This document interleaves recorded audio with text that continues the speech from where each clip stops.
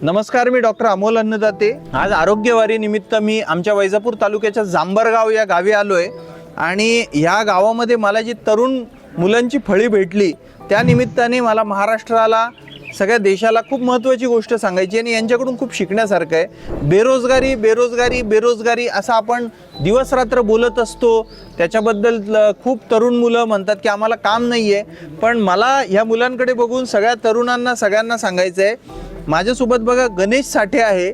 Ganesh साठेने ITIचा इलेक्ट्रिकल्सचा course करून 21व्या वर्षी तो इलेक्ट्रिकल्सचे सगळे कामं करतो, इलेक्ट्रिक्सचे सगळे कॉन्ट्रॅक्ट्स घेतो, CCTVचे कॉन्ट्रॅक्ट्स घेतो। आता 25 वर्षांचा आहे तो। दिवसभर 12 तास 18 तास त्याच्या हाताला आज काम आहे।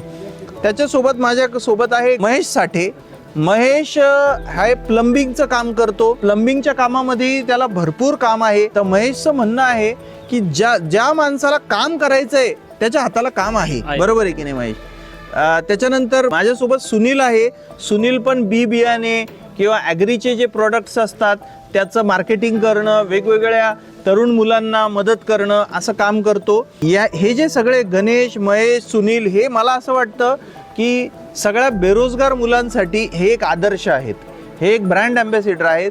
तुम्ही या मुलांकडे बघा, चांगलं जे स्किलचं काम आहे म्हणजे कौशल्याचं काम आहे, प्लंबिंग, इलेक्ट्रिक, हे कोणीही काम करू शकत नाही, हे शिकावं लागतं आणि त्याच्यामध्ये तुम्हाला परफेक्शन लागतं। कारण जराही कुठे नळ गळाला की ते लोक आपल्या नावाने लगेच बोंब मारतात, आपल्याला त्याचे पैसे मिळत नाही। इलेक्ट्रिशियन लाईन जरा इकडे तिकडे झाली, गडबड होते। तर मला असं वाटतं की तरुणांनो, तुम्ही हा बेरोजगारीचं हे सोडा, तुम्हाला जे काम मिळतंय ते शिका आणि खूप काम आहे मार्केटमध्ये, मी तुम्हाला सांगतो। तर या मुलांचा आदर्श घ्या आणि कामाला लागा। धन्यवाद।